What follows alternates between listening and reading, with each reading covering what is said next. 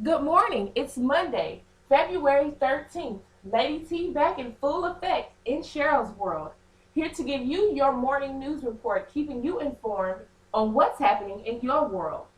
On this day in 1923, the first all-black, fully professional basketball team, the New York Renaissance, was formed in Harlem. Keeping up with weather conditions around the globe, in Abu Dhabi, a location in the United Arab Emirates, it's a cool 64 degrees, a sunny 66 degrees in Montevideo, Uruguay, and closer to Cheryl's world in Dallas, Texas, it is a rainy 38 degrees. After world-renowned musical sensation Whitney Houston was pronounced dead on Saturday in her room at a Beverly Hills hotel, everyone is struggling to come to terms with her surreal absence. Bobby Christina, Houston's daughter, may have taken the news harder than anyone, having been admitted to a hospital Saturday and later released following the announcement.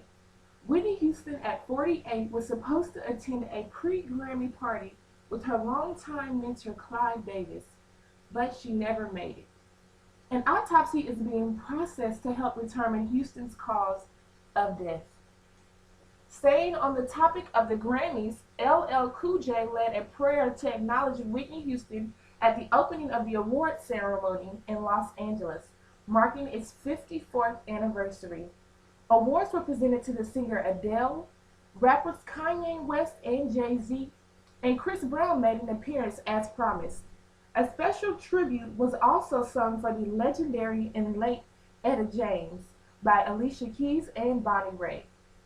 At the White House, President Barack Obama is getting the ball rolling with a new tax mandate towards the wealthy. With the Buffett rule, those who make more than $250,000 a year will have to pay 30% of their income in taxes. In his budget proposal today, Barack Obama will also discuss making tax breaks permanent for the middle class as well. The hard part will be getting all of Congress to approve. Covering an international headline, in Athens, Greece, the chaos in the streets is ongoing between debt-stricken protesters and the police. Both sides have been behaving violently, with 65 people injured as a result. Lawmakers are trying to come to an agreement in a $172.6 billion bailout deal. Prime Minister Lucas Papademos is urging the deal's approval with the Eurogroup to end the vandalism and violence taking place in Greece. Tussling between business revenue and consumer health awareness, cigarette companies are calling it unconstitutional to require cigarette cartons to display graphic images of the impact of smoking on the top half, front, and back of cartons.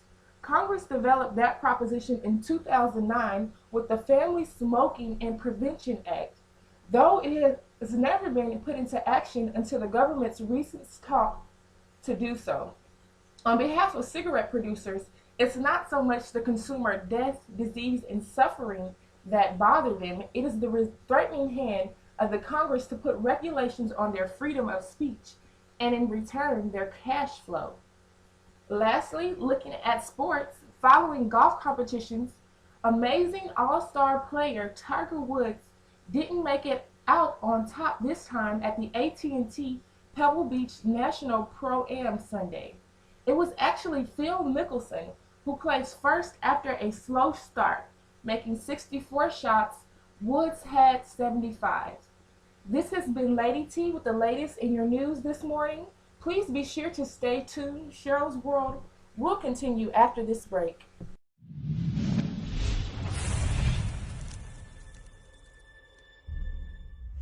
It's one of the greatest untold stories in sports history, and it took one of the greatest players in history to share it. Most people don't understand it. They don't know what had to occur for us to have this wonderful game of basketball. NBA Hall of Famer Kareem Abdul-Jabbar was the executive producer and the driving force behind On the Shoulders of Giants, the story of the New York Renaissance Big Five. It's a story that's fallen through the cracks of history.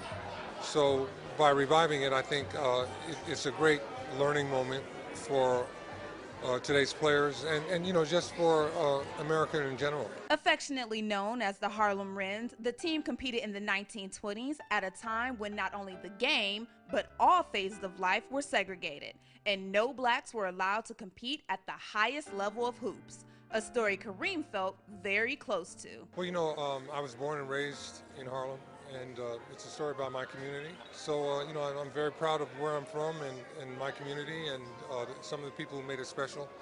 And the Harlem Wrens basketball team certainly were part of all of that. It's always nice to know the pieces of history that's been lost, and this was definitely a lost piece of our history.